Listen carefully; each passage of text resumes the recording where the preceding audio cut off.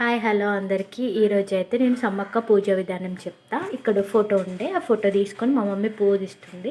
ఆ పూజ ఇచ్చేది నేను చూపిస్తా.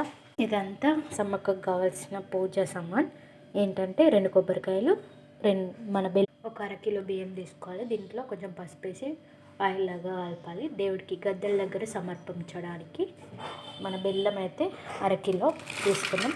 2 తల్లికి 2 బిళ్ళకి పసుపు కుంకుమ, ఇంకా ప్లస్ మన 2 పచ్చి కొబ్బరి, 2 కొబ్బరికాయలు, ఇంకా నేనైతే బోనం అన్నం వండుతున్నా.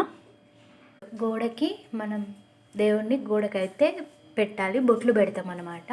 సో దాన్ని జాజితోటి మంచిగా అలంకరించుకుందాం. జాజి మంచిగా పెట్టేసి మన బొట్లతోటి అలంకరించుకోవాలి. దేవుణ్ణి మన పసుపుతోటి అలంకరించుకుందాం.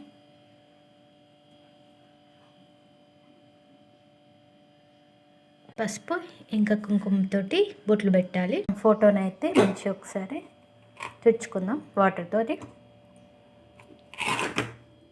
ఫోటో ఉన్న ఇది మాత్రం పక్కా చేయాలి. దేవుడికి గోడకి కొంచెం జాజి అని దొరుకుతుంది.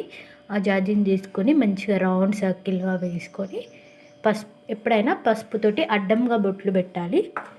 కుంకుమ కూడా ఇలా మంచిగా అలంకరించుకోవాలి.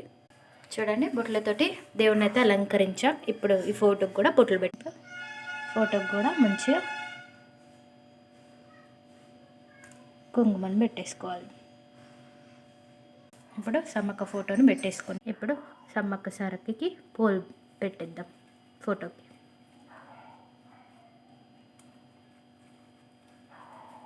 సమ్మక్కకి పూలమాల వేసాం.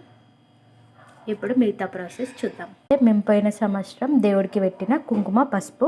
ఇప్పుడు దీన్ని మనం ఎప్పుడైనా పెట్టేసుకోవాలి. 2 కుంకుమ బరణులు. ఇప్పుడు మళ్ళీ ఫ్రెష్గా పసుపు కుంకుమ నింపుకోవాలి. దేవుడిది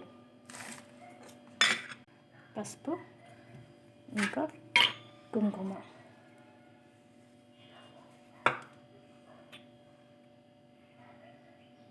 పసుపు కుంకుమ పెట్టుకున్నాం. ఇప్పుడు మళ్ళీ ముద్దు పెట్టేసి ఇంకా చాలా ప్రాసెస్ ఉంది. ఇంకా బెల్లం బోట్లను కూడా పసుపు కుంకుమతో బంగారం బోధిస్తుంది అనాలి. బెల్లం బోట్లు అన్నది బంగారం బోధిస్తుంది. ఇప్పుడు మనం మన కొబ్బరికాయకి కూడా సేమ్ పసుపు అడ్డంలోనే పెట్టేసుకోవాలి. ఇలా అన్నీ పూజించుకొని పెట్టేసుకోవాలి. అవుతుంది కదా, కొంచెం పసుపు యాడ్ చేసుకోవాలి. రైస్ అవుతుంది. మన బియ్యంలోకి కొంచెం ఆయిల్ యాడ్ చేసుకొని కొంచెం పసుపు యాడ్ చేసి దేవుడికి బియ్యం